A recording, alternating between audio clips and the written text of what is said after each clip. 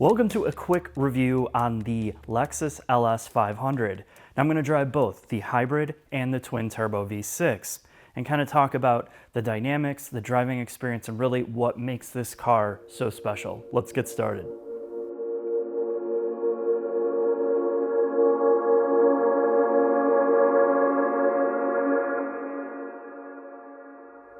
The exterior of the LS, take a look at it. It's immense. It is so long, namely when you see it in person. It's like the size of an SUV. So if you have a smaller garage space or you live in a city, well, you better find an alternative solution to that.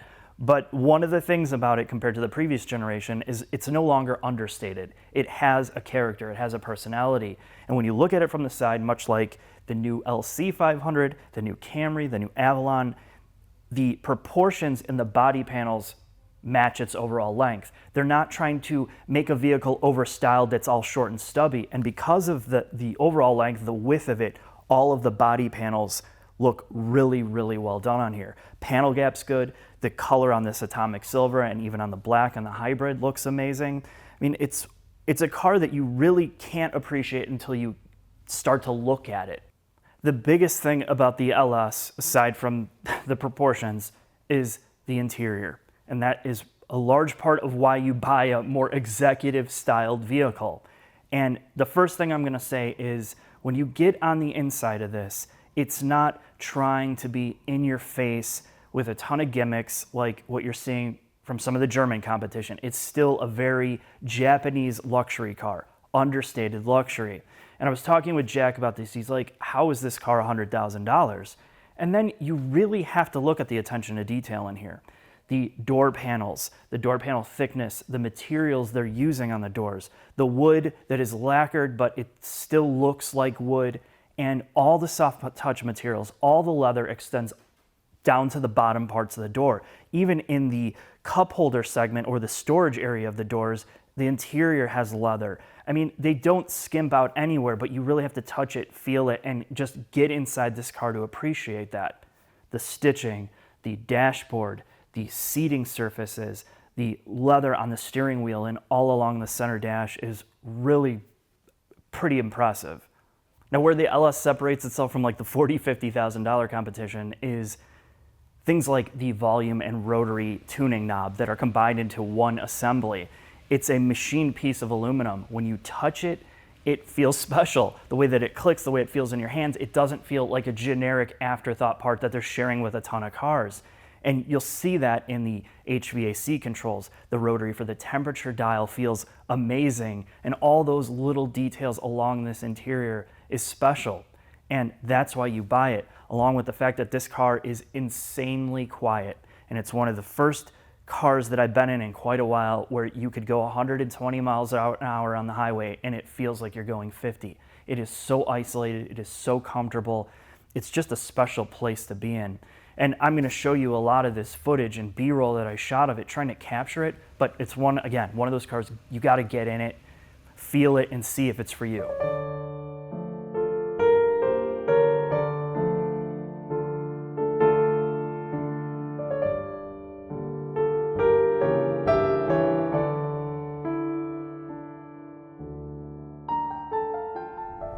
Now, certainly this is not some high-performance machine with the hybrid version.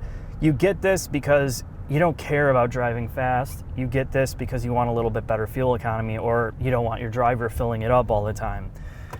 And you know, I think that's kind of the best part about it. The reality is I'm getting 25 miles to the gallon mixed and 29 to 30 miles per gallon on the highway. When you mash it down, it's not all that inspiring. I mean, there's a ton of torque from the electric motor, but again, this is not why you buy this.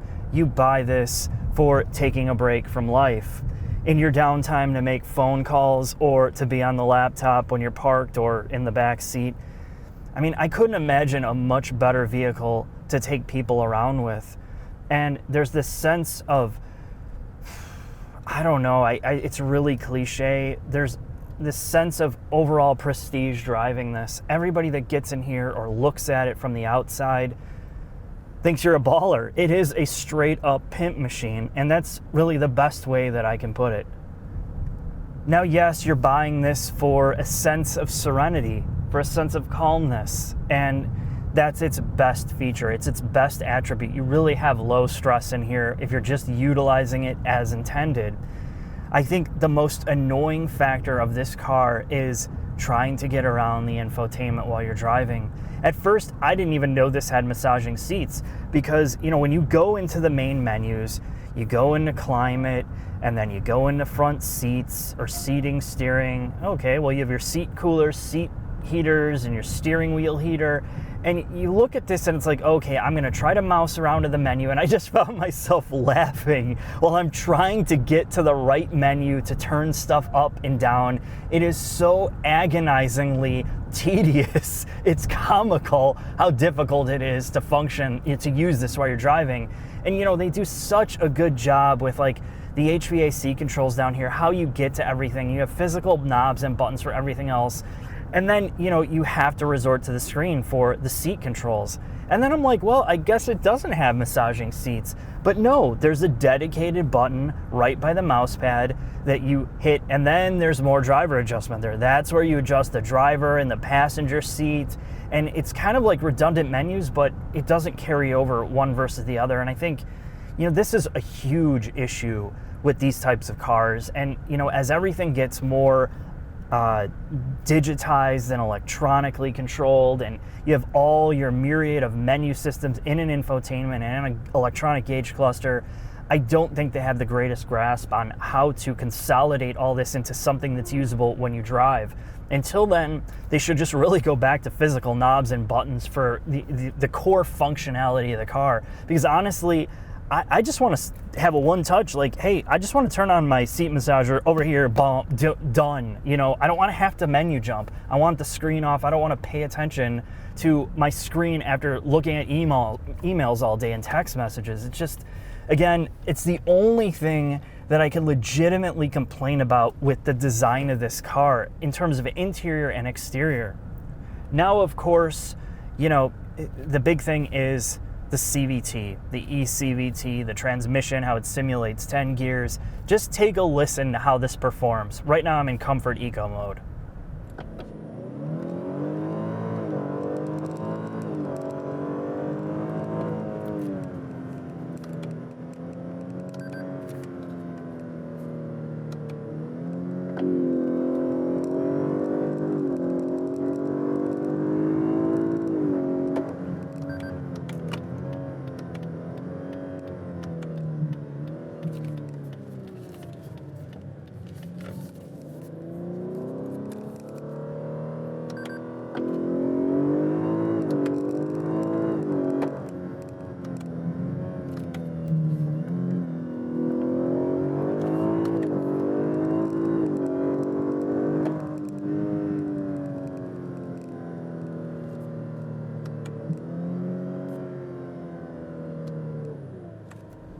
It's just so strange.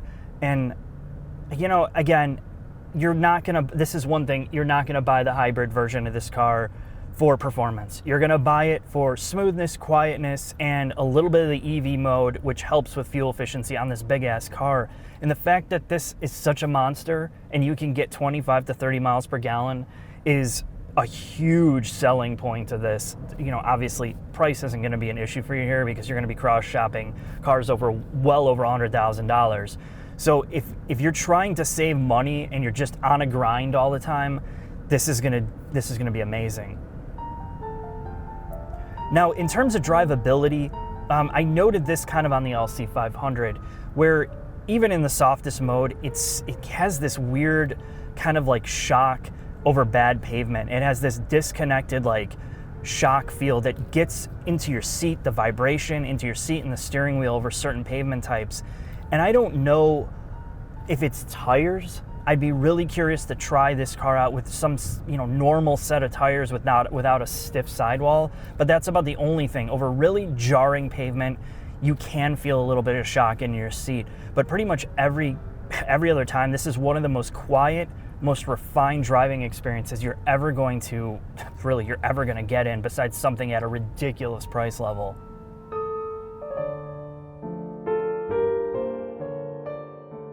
Final thoughts on the Lexus LS. Now, I've driven the hybrid and the twin turbo unit, and you might be wondering what's the better choice. Well, if you don't care about horsepower, performance, or acceleration, you go right for the hybrid. And that's because in real world testing, I was able to get about 5 to 7 miles per gallon better with the hybrid over the twin turbo unit. I got about 17 to 18 on the twin turbo and about 25 to 27 on the hybrid. And that makes a huge difference if you're putting on a lot of miles. The second aspect is the V6 and the hybrid unit is really smooth. It's super refined, and I feel like it's even more buttery smooth than the twin turbo. But the side effect is you have to deal with this kind of multi-stage CVT. It has kind of 2 transmissions in one. And I talk about it more with the LC500H, which you can check that out if you want more details. If you can live with all that and you test drive it, you don't notice it, just go with the hybrid. Now, let's talk about the twin turbo V6, the new twin turbo in this Lexus. Now, you're going to hear it in normal mode and you're going to hear it in Sport Plus, so just take a look at this clip.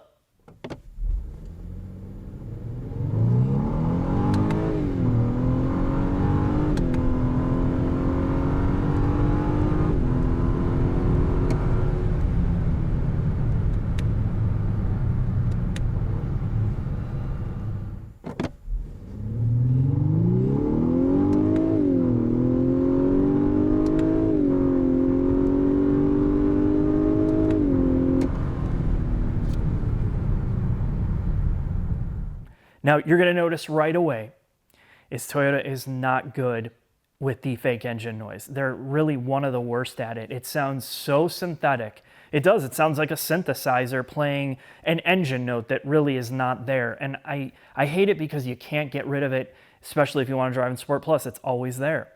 Lost opportunity.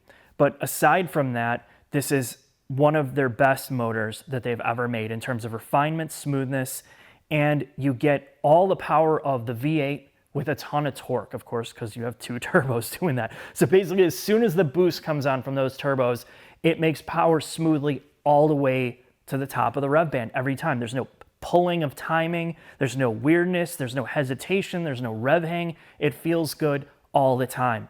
And my big question is, this car weighs so much, you can't really appreciate how good the motor is. And I said this about the previous Volvo I drove. It has a supercharger and turbocharger. You put it in a big, heavy vehicle, you can't even tell that it has that much horsepower. The Lexus is the same way. When they get this twin turbo motor into a regular, smaller or lighter weight car, I think people are going to be going nuts for it. But in the meantime, well, it's another option. I feel like they should have the V8 in this car as well. And speaking of the V8, this architecture is their GAL, which is their luxury platform that the LC500 is also based on. So this is very much the same underneath. Double wishbone suspension, heavy use of aluminum. You also have air springs in this car, which is great if you have that option because you can hit a button in the center console, it will raise it up pretty much about 1 inch, which is great for ground clearance, and especially when I was driving in the snow. And the suspension in all of this car works great, namely with the all-wheel drive. This feels very much like a performance car, even though it is extremely heavy. You would think it would drive like a boat. It does not drive like a boat, and if anything, the biggest problem with this architecture, and I felt it in the LC and the LS now, I don't know if it's bushings or if it's spring rates or the dampers, because when you get over bad pavement, this car transmits way too much. It doesn't shear off the harshness in the ride. You still get a little bit too much vibration or shock into your seat. And I think for this type of car, I'm not okay with it. I feel like they need to soften things up here. And I know the chassis has so much potential and performance, but this should be pillowy soft, and it is 90% of the time except over broken pavement. And the LC500 was the same way. Could be tires, bushings, or dampers, not sure, but that's my biggest complaint about the ride quality of this car. Lastly, driving around, this is probably one of the best Lexus cars ever made. And, the interior and exterior just reflects that. There's so much attention to detail here. And that's one of the big takeaways of this car if you're looking for a luxury vehicle. And Lexus, you want to talk about a 15-year-old like M5, or a 5 Series or 7 Series, and you compare it to an LS is still going to be on the road, And I guarantee you there's not gonna be a lot of 7 Series still on the road because you just don't wanna pay to repair it. And that's the big thing about Lexus as a brand over the Germans. And that's one of the biggest selling points here for this car. Take a look at it if you're in this executive class because it is pretty stellar. That is gonna close this up. I'll see you in the next video. Thanks. This savage geese, I hate him, I hate him. I'm gonna show you how to get back at him on Yelp and all that other stuff.